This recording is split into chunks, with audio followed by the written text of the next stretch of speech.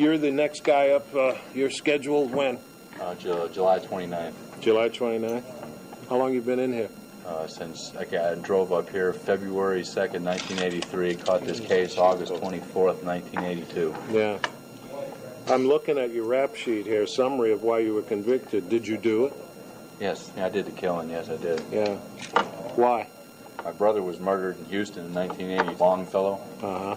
At that time, I had left up out of Houston, went down to the valley working as a painter, trying to get up off the streets. We was in the prostitution scene, selling small amounts of weed and all that stuff. Yeah. And he got murdered because I had stabbed this drug dealer in May of that year. And I didn't stab him to kill him, just stabbed him to whoop his ass and let him know that he wasn't running nothing out there. He wasn't Al Capone. This wasn't the 20s. He wasn't going to tell people who could sell their crystal out there and who could prostitute without prostituting under him. I anticipated him coming out of the hospital and leaving, right, doing the right thing. Yeah. He came out of the hospital and put a contract out on Rock at the time. Unfortunately, my brother knew her and went with her before I'd ever met her. So when the finger got pointed, it got pointed at him, and he got murdered for something that I did. Okay. So I came back from the valley to find out about that, what went on. I wanted to know all the particulars and the answers and this and that. I found out where he was staying. I watched, waited for him to come home. He come home with the prostitute that he was staying with. They went into the room. I went upstairs and told Roxanne that I was going to go back down there and find out what happened to Brett, who pulled the trigger, all the particulars. I sat across the parking lot, watching the room, waiting, ran across it, dove through the front door, jumped in the bed, expected to grab two people, only grabbed one. He left when I went in there. Unfortunately for Deanna Klaus, one of the prostitutes that worked for him, she knew more than what she should have known and said more than she should have said. Yeah. And here I'm doing PCP, drinking Mad Dog wine, 20 years old, fresh out of prison, full of hate. I don't care about nobody. The questions got answered wrong, and I just went off. Yeah. Would you do it again today? If I could go back, I would still go up out of here, go through the execution if I could just give that back. Yeah. And because, man... You feel bad about it? Man, I understand people now. I understand life now. And I didn't understand that coming up in here. Let me ask you a question. You're part of the Aryan Brotherhood. Man. Tell me about that. Check this out, man. I drove up here, again, 20 years old. Man, I'm raised in the suburbs outside of Chicago. I mean, I was just raised around white people. Man, we didn't have no, the school wasn't mixed, and I wasn't around no other races. I knew nothing about no cultures or heritages. And I'm raised in reform schools and prison. And in Florida State Prison, Illinois, California, New Mexico, in real prison systems, and there's lines that you just don't cross. I mean, you stay with your own. And it cuts down on a lot of animosity. It cuts down on a lot of bullshit. So I drove up here only knowing white people and started associating with white people.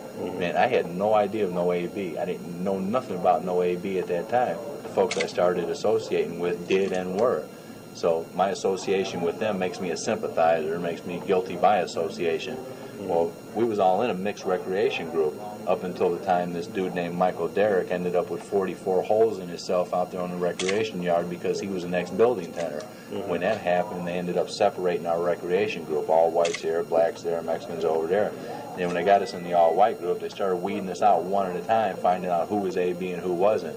6 months later, I came out that group, went back into a mixed recreation group. Yeah. And I'm like, man, I don't like being around people I don't know, people I don't trust, baby killers, rats. Man, I don't want to have to beat somebody before I beat the police. I don't want to worry about that. I'm comfortable, man, with them people that I have been with all that time. So I signed papers saying that I was, when in fact I'm really not, just to get back in that group with the people I felt comfortable with. What's messed up now is I'm the last one left. Yeah. How do you feel about your pending death sentence? I mean, what do you think about what you've already said? If you could take it back, you would. You admitted to doing the killing. That you confessed it at the time, and you admitted it just now, so that's not an issue. Does it frighten you? Nah, not at all. Nothing. They killed me 10 years ago, man. How?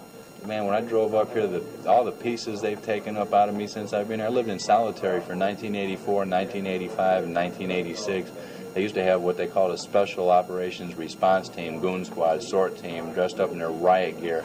People that they taught how to whoop your ass without leaving no outside cuts, all them internal bruises.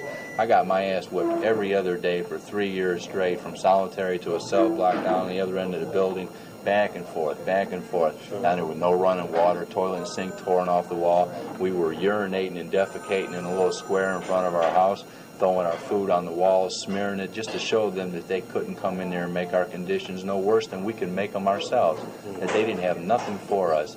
And in there, somewhere along those lines, watching people that I got close to die, watching folks that I lived in cells next door to for a decade get carried out and executed. Some of them I knew to be innocent get carried out and executed. And pieces here, pieces there. There's just a void, man. I got a void in me. If you had a message to leave behind, what message would that be? You've talked to a lot of reporters. I'm not the first person you've talked to. I'm sitting here talking to you now, and when I see the name R.W.West Jr. in the paper, it'll be more than just a name. I'll remember sitting here looking into your eyes, you looking into mine. What message would you leave for the young toughs, the young dudes that think they're bad? They think they're humping the deal and they can, pull it all off. They can bogart, they can strap, they can gangbang, they can do whatever they want, and there's no price to pay. What would you say to them? Man, I don't think my message would be to them. My message would be to the people that know better than that know that stuff don't work. When I was in reform school, thinking all that stuff, I wrote to Susan Atkins one time, found that book that her and Tex Cobb wrote and all that Manson stuff, and I kind of looked up to her. I thought that, there was something special there, something different. She at that time was a Christian, had changed her life, was moving in a positive direction. Well, I wrote her and told her about my life, where I was at, what I was dealing with. I was in reform school, did 25 months there, and I was on a bad track, and I knew that. And all she had to do was write back, man. All she had to do was communicate and tell me something, give me something positive to go on, give me a sign, right? Nothing, man. She didn't even answer the letter. Did it ever occur to you she might have had a life? A life. She might have had a tight schedule and a million and one other things? She was in prison. Okay. Man, I answer every letter that comes up under my door. I write 50 people on a weekly basis, man. I adopted a child in Africa, adopted a child in South Dakota, send money off of my account to them. I have Jessica, my wife, in London. We'll get food, from the neighborhood and clothes and stuff, and circumvented that little system that they sent $22, to go towards the kid's education. We circumvented that and send it straight to the kid, straight to his family, and communicate with him. And do you think the death penalty is fair, and do you think it's a deterrent? Man, let me say, man, there's nothing fair about it. There's no deterrent in it. The only thing the death penalty ever did for me was taught me that the best way to deal with your problem is to kill it. That's the easiest way out of it. Kill it. They show you that. It's not cheaper than a life sentence. It ain't no deterrent. There's none of the lies that they say it is. What the death penalty is a political stepping stone. It allows some DA and prosecutors and judges to move up a political ladder. It allows some idiot politician to get out there and get tough on crime and talk about executing and locking them up more so that we're going to change society and we're going to help people. When in fact, all that does, execute me. The next day they're going to be out there talking about a re-election campaign contribution, anti-crime warfare equipment, more police on the police force, build more prisons, do this, do that, and step up that ladder, that political ladder. That's all the death penalty does. Death penalty ain't got nothing to do with justice. And we could start talking about justice if you start talking about equal representation. You start looking at everybody equal in the courtroom and give them the... What is equal in the court? Everybody equal in the court? How about a lawyer that stays awake? How about one that doesn't come in on coke and come in drunk? How about somebody that presents a defense? Let's get some O.J. Simpson representation down here for the people. And I seen Fat Johnny Anderson come through here, number 732, came in 3 days after me. Mother and sister did the killing he was convicted of. Insurance thing. He sat down here every week thereafter looking through the window at her, knowing she did it. She looking back, knowing she did it. There he's sitting here. He did 8 years and they executed him. They executed an innocent dude. Somebody didn't have killing in him, but at the same time couldn't tell on his own mama. And his mama surely wasn't going to stand up for him. Now I see that stuff happening. I see a butt-naked, guilty baby raper walk up out of here. Something's wrong. I've seen them walk up out of here and they did it. Should you have been cut loose? I'm not a capital case. Man, I murdered. But in order for it to be capital, you have to have an accompanying felony. I was charged with murder burglary. For there to be burglary, you have to have illegal entry plus theft. There was nothing stolen in here. I went in to ask a question got answered wrong, and I killed her. But all that being as a given, should you, if you could pick your own punishment, If you could pick your own punishment right now, you've admitted to taking a life and so on. What would your punishment be? You've been in jail since what? 15 years. You've been here 15 years. Is that enough? Would you sentence yourself to life in prison without death? What would you do? I wouldn't sentence my worst enemy to what I went through back here in the last 15 years and to the things I've seen back here in the last 15 years. I watch folks get drug out in a recreation yard and get disemboweled and gutted and head half cut off, and watch goon squads run in, tear gas and clubbing, kicking, stomping, dragging people up out of here butt naked. Okay. But still, your life is worth something. The life you took is worth something. My life is worth something. What would you assess as a fair penalty for taking a life? In your case, not the guy next door, your case. Okay, now listen, here I am down here for this. I mean, I'm a revenge thing. I killed for somebody killing my brother. I mean, I don't have a problem with revenge. For me to say anything else than to kill somebody would make me sound like a hypocrite. I kill. What am I going to look like screaming and sniveling now about them wanting to kill me? Man, they got that coming. That family, they got that coming, man. They want to come sit up there, eat popcorn, drink Coke, have music, and dance in that death chamber. They got that coming, man. I'm not going to take that away from them. Are they coming to look for the same thing? You went looking for the same thing. I know them. You know what I'm saying, man? I relate to them. I know where they're coming from, and I know what they're looking for, and I know that they ain't going to get it. I know they're going to be left the same way I am. There's not going to be no closure. There's no fulfillment. You're going to come up out of there just as empty as you was coming in. And now, actually, you're going to have a target taken away. Right now, for me, for them, I'm a target, man. They look at me, I'm the source of their hate, man. Let's kill him, let's kill him. But then when I'm taking out the equation, they're not going to have a target no more. I'm wondering who they're going to point at next. And I feel sorry for them along those lines because I know what that's going to feel like to them.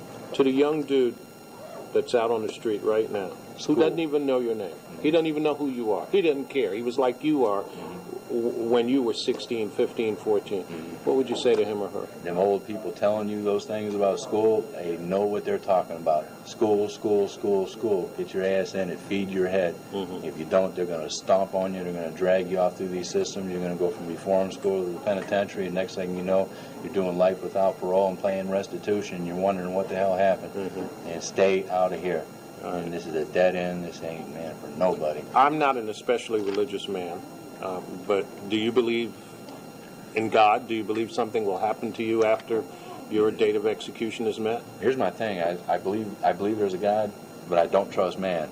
So I've checked out Christianity, Islam, Buddhism, the goddess, the powers that be, grandfather, and I ain't seen a sign in none of them. Ain't no heavenly choir sung for me. Ain't no light come down. I ain't seen the Virgin Mary appear on my bedroom wall. I ain't got a sign, man.